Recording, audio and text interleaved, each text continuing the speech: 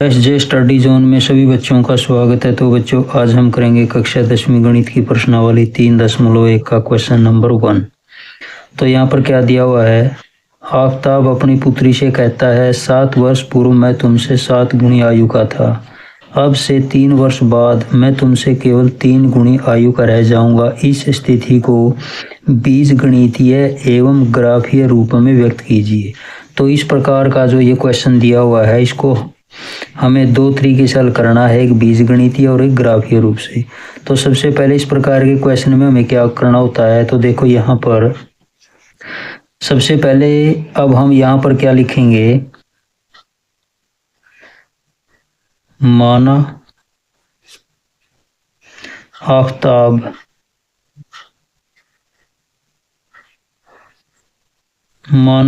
आफताब की आयु, यहाँ पर मान लेते हैं x वर्ष, और उसकी पुत्री की उम्र यहाँ पर लिखते हैं, पुत्री की आयु मान लेते हैं यहाँ पर y वर्ष। तो देखो इस प्रकार के क्वेश्चन में अब हमें क्या करना होता है, जैसे प्रश्न में दिया गया वैसे ही करना। 7 वर्ष पूर्व, तो यहाँ पर देखो हमें यहाँ पर क्या करना है, पहले आफताब की आयु x वर्ष हमने मान ली और पुत्री की आयु y वर्ष। तो 7 वर्ष पूर्व, तो सबसे पहले लिखेंगे इसकी फर्स्ट कंडीशन, पहले उम्र घटाई जाती है और बाद में उम्र जोड़ी जाती है। तो 7 वर्ष पहले आफताब की उम्र हो जाएगी x माइनस का 7, और इसके बाद पुत्री की उम्र हो जाएगी y माइनस का 7। तो अब हमें यह कंडीशन लगानी है, क्या कहता है, 7 वर्ष पूर्व मैं तुमसे 7 गुनी आयु का था, यानी कि ये पिता की उम्र है 7 वर्ष पहले और ये पुत्री की। तो यहाँ पर बराबर करने के लिए हमें क्या करना पड़ेगा, पुत्री की उम्र को 7 से गुणा करना पड़ेगा। तो इसके बाद देखो यहाँ पर x माइनस 7 लिखेंगे, इसके बाद 7 की गुणा y के साथ 7y माइनस 7 की और 7 की गुणा 49। तो इसके बाद देखो यहाँ पर x बराबर लिखेंगे 7y माइनस का 49 लिखेंगे, माइनस का जो 7 है इस साइड में प्लस का 7 हो जाएगा। तो इसके बाद यहाँ पर लिखेंगे x बराबर है 7y माइनस का 49 है और प्लस का 7, तो कितने बचेंगे यहाँ पर माइनस के 42। तो अब हमें क्या करना है, यहाँ पर इसकी हमें सारणी यानी कि टेबल बनानी है। तो ये तो है हमारा बीजगणितीय रूप, अब हम करेंगे इसको ग्राफीय रूप में। तो सबसे पहले अब हमें क्या करना है, इसकी टेबल सारणी बनानी है। तो सारणी बनाने के लिए हमें क्या करना है, यहाँ पर देखो इस प्रकार का एक बॉक्स बनाना होगा। तो इस बॉक्स में हमें क्या करना है, यहाँ पर देखो एक में लिखेंगे x और एक में y, और इसके बाद यहाँ पर इस प्रकार से इसको बॉक्स में ये खाने बनाएंगे इसके। तो देखो x बराबर है 7y माइनस का 42 दिया हुआ है। अगर यहाँ पर हम y की जगह कोई भी मान रखें और इसको हल करें तो यहाँ पर x की वैल्यू आएगी, क्योंकि यहाँ पर बराबर में क्या दिया हुआ है x। तो मान लेते हैं हम यहाँ पर सबसे पहले x की जगह यहाँ पर देखें y की जगह जैसे हम यहाँ पर 6 रखते हैं, तो 6 रखने पर यहाँ पर कितना आएगा, 7 गुणा में 6 माइनस का 42। तो इसको हल करेंगे कितना आएगा, 7 सीख 42 माइनस के 42, तो x की वैल्यू कितनी आ जाएगी, 0। तो यहाँ पर क्या आएगा, 0।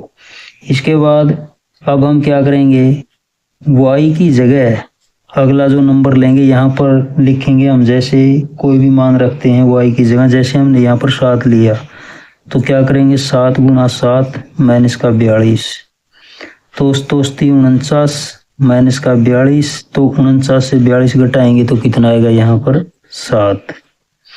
तो यहाँ पर हमने y की जगह क्या लिखा था, 7, तो x का मान भी कितना आ गया यहाँ पर 7।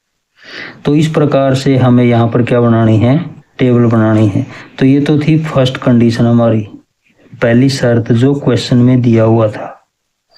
अब हमें क्या करना है, इसकी सेकंड जो कंडीशन दी हुई है वो लिखेंगे। सेकंड कंडीशन में क्या देता है, अब से 3 वर्ष बाद मैं तुमसे केवल 3 गुनी आयु का रह जाऊंगा। अब हमें क्या करना है, 3 वर्ष बाद दोनों की उम्र लेनी है। तो पिता की उम्र आफ्ताब की कितनी, x प्लस 3, इसके बाद पुत्री की कितनी हो जाएगी, y प्लस 3। तो इनको बराबर करने के लिए क्या करना है, ये कहता है अब से 3 वर्ष बाद मैं तुमसे केवल 3 गुनी आयु का रह जाऊंगा। तो यहाँ पर बराबर करने के लिए पुत्री की उम्र को किससे गुणा करेंगे, 3 से। तो देखो x प्लस 3 बराबर 3 की और y की गुणा करेंगे 3y, और 3 की और 3 की गुणा 3 या 9।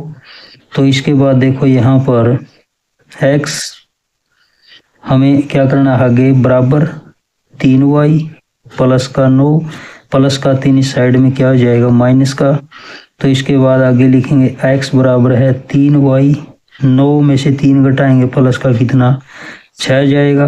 अब हमें क्या करना है, अब हम इसकी क्या बनाएंगे, टेबल यानी कि सारणी, इसी प्रकार से जैसे पहले किया था। तो इस प्रकार से हमें ये बॉक्स बनाना है। यहाँ पर क्या लिखेंगे x और यहाँ पर क्या लिखेंगे y। तो देखो यहाँ पर x बराबर में दिया हुआ है तो y का कोई भी मान रख सकते हैं हम। जैसे y की जगह हमने यहाँ पर 0 रखा तो कितना आएगा, यहाँ पर y की जगह क्या लिखेंगे 0, तो 3 गुणा में 0 प्लस का 6, तो 3 0 0, 0 में 6 जोड़ेंगे तो कितना आएगा 6। तो x की वैल्यू कितनी आ जाएगी 6, क्योंकि इसके बराबर में यहाँ पर क्या रखा हुआ है x। इसके बाद y की जगह हम कोई और भी संख्या लिख सकते हैं। जैसे यहाँ पर देखो 3, y की जगह जैसे हम माइनस का 1 रखते हैं तो इसकी गुणा करेंगे कितना आएगा, -3 एकम 3 प्लस का 6, तो कितना बचेगा 3। तो यहाँ पर -1 रखने पर x की वैल्यू कितनी आएगी 3। तो इस प्रकार से हमें क्या करना, ये थी हमारी सेकंड कंडीशन यानी कि दूसरी शर्त। तो इस प्रकार से ये हमारा बीजगणितीय रूप है। इस प्रकार से हमें क्या करनी है, इनकी सारणी बनानी है। अब इस सारणी के माध्यम से हम इसको ग्राफीय विधि से हल करेंगे। तो देखो अब हमें क्या करना है, यहाँ पर जैसे ये हमारा ग्राफ है, ये x अक्ष होता है, ये y अक्ष होता है।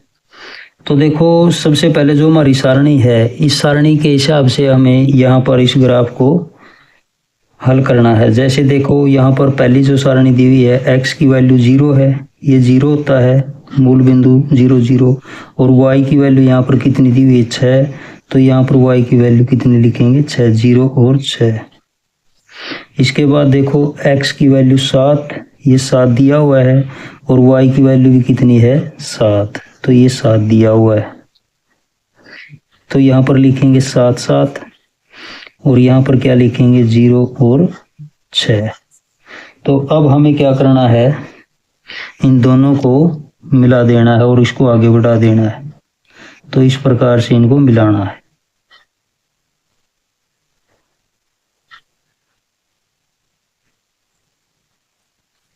तो ये तो था हमारा जो पहली सारणी हमने हल की थी, तो पहली सारणी का यानी कि, और इसके बाद अब हमें क्या करना है, जो हमारी दूसरी सारणी है, इस दूसरी सारणी के हिसाब से यहाँ पर इसको ग्राफ में लिखेंगे।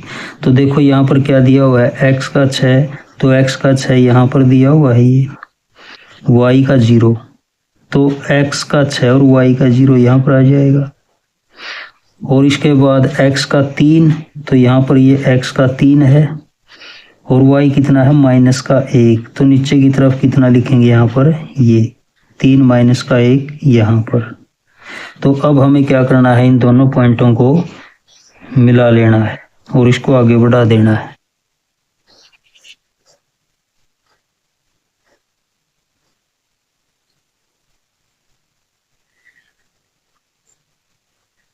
तो इस प्रकार से ये हमारा हो गया ग्राफीय रूप।